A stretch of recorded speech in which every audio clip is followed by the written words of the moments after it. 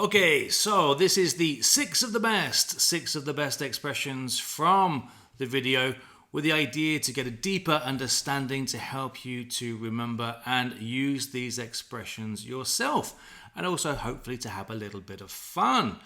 Let me make myself a little bit smaller, get out of the way, and let's dive into the video. If you grew up in the UK like myself, you'd be hard-pressed to recall any children's birthday party that didn't come with a traditional party platter of pineapple and cheese. Alright, so there we saw the expression to be hard-pressed. You can see by clicking the definition, experiencing difficulty or trouble in doing something. You can see expressions with pressed in different ways. So if you press me, perhaps I can give you a different example. Let's see what I did there. Yeah, so hard pressed, very physically perhaps, being forced to do something, perhaps against your will. We can imagine that in the context of time. But these days, just meaning it's a very difficult thing to do, a very difficult situation. Let's move on. But it wasn't always like this for the pineapple. Now a status symbol adorned by those who visited the Queensland Central Coast or a homeware store recently. Yeah, blink and you'll miss it with this one. Adorned. This has a French connection. I often find myself saying the same thing with these videos. But yes, the idea of having something decorative and beautiful to add to your house. Perhaps in the context of Christmas decorations, you would adorn your house with Christmas decorations, or adorned if you're using it as an adjective. Look it up in the dictionary and you go, okay, yeah, same as French. You can only imagine how nuts the oligarchy and the aristocrats went over this new, bizarrely beautiful...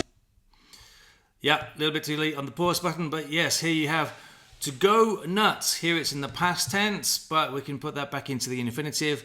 To go nuts over something or about nuts, the same as go bananas. Perhaps you saw that one in one of our recent videos, meaning to go crazy for something.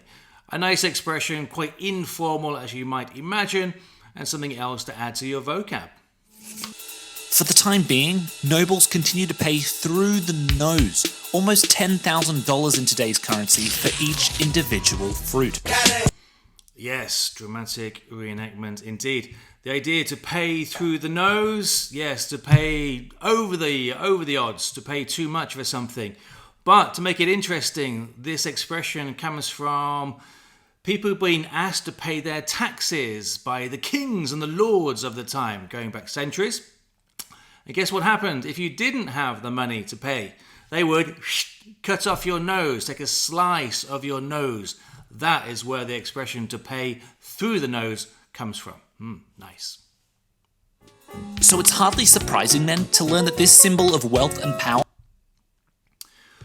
Okay, yeah, so here you've got the construction hardly, which is the adverb, and then surprising, which is the adjective. So hardly surprising, quite a common collocation, and hardly meaning not surprising at all. So it's hardly rained this year in Catalonia. True story, meaning it's rained very little or, not at all. So a nice expression for you to adapt. And secondly, there were huge advancements in steamboat travel. As transportation costs plummeted, so did its value. As transportation costs plummeted, so did its value. So plummeted. How intuitive is this one? That perhaps depends on your own language. It's this idea of something falling down dramatically or sharply or quickly. There is a heavy metal connection, and I'm not referring to the music, I mean lead. So this heavy metal that if you were to drop it would fall very, very quickly. Oh wait, we're getting into Newton's law now.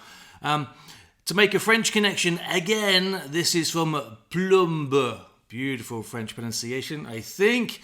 Meaning lead, this heavy metal that perhaps you would find in pipes. So, to recap, this comes from the heavy metal of lead, meaning to fall very quickly, as you would imagine. Make sense? But the thing is, the pineapple that you go out today and buy at the supermarket for around $3 tastes exactly the same as those being hauled across the Atlantic 500 years ago. Okay, yeah, so you've got to haul. My accent's quite strong with this expression, but to haul something, meaning to transport. And there's also the noun haulage, meaning transportation. And again, it would be over longer distances, perhaps with a truck, perhaps by ship, also by plane, but more commonly by long distance ships. And in fact, yes, long distance haulage would be a common collocation. Okay, so that's it from me. Don't forget, there's always the option to book a session with one of the trainers. You can choose from whatever trainer you prefer and then book a time that suits you. And speaking is where the magic happens. Hard sell over. Alternatively, carry on looking at the vocabulary, for example, the crossword. Make it a bit of fun.